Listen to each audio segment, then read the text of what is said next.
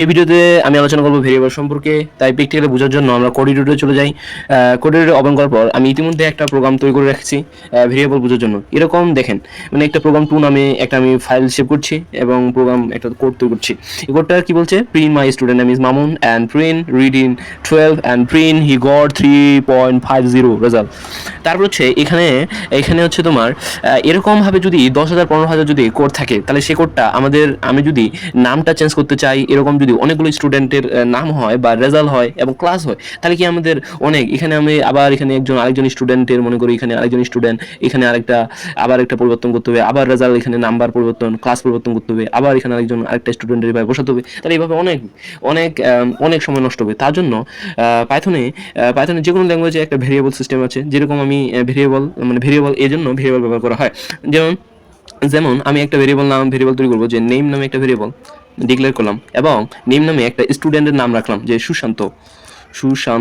আর আমরা জানি যে অনেকগুলো ক্যারেক্টার মিলে একটা কি হয়, একটা কি হয়ে যায়, একটা অনেকগুলো ক্যারেক্টার মিলে কি হয়ে যায়, অনেকগুলো ক্যারেক্টার মিলে একটা হচ্ছে তোমার স্ট্রিং হয়ে যায়। ঠিক আছে, স্ট্রিং হওয়ার জন্য তাই এটা কি স্ট্রিং কোটেশন দেওয়া হয়েছে, ডবল কোটেশন দেওয়া হয়েছে। ঠিক আছে, এখন আমি রোল মানে ক্লাস দিব। ক্লাসটা কত ভাই, ক্লাস।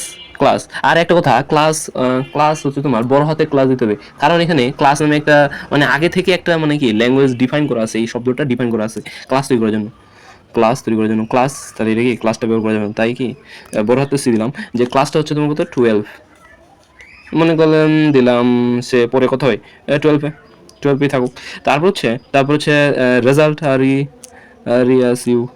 রেজাল্টটা হবে তোমার কত, রেজাল্ট হচ্ছে তার মনে করলাম 4.78। তাহলে এখানে আমি এইভাবে ভেরিয়েবল ব্যবহার করলে আমি এখানে এটা ভেরিয়েবলটার নামটা কেটে দিই। নামটা কেটে দেওয়ার জন্য এখানে একটা প্লাস চিহ্ন দেওয়ার পর আমি এখানে দেখাতে হচ্ছে যে প্লাস দেওয়ার পর কি নামটা দিয়ে দেবো, নেম।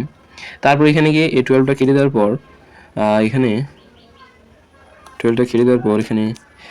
এখানে এটা কি স্ট্রিং এর সাথে স্ট্রিং কনকানিটেড কি করা হচ্ছে,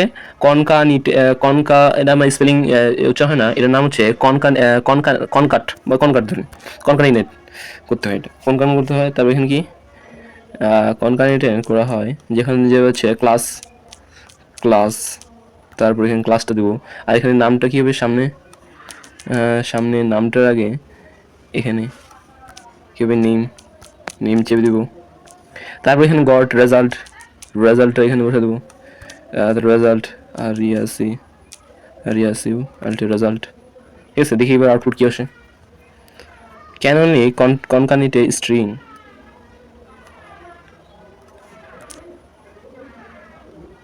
এরোটা আছে কারণ কি, এরোটা আছে যে আমাদের এটা তো কি স্ট্রিং এর সাথে স্ট্রিং কনকানেটেড করা যায়, এবং এই স্ট্রিং এর সাথে তোমার ইন্টিজার সংখ্যা কনকানেট করা যায় না, ফ্লোট সংখ্যা কনকানেট করা যায় না। তাই এটা আমি কি শুধু করে রাইট করে কোডটা হবে এরকম হবে। এখান দিলে এবার আউটপুট দেখি কি আসে, যে হি স্টুডেন্ট নেম ইজ সুশান্ত, আর এখানে একটা এর আগে এখানে একটা স্পেস দিতে হবে, স্পেস দিলে হয়ে যাবে স্পেস।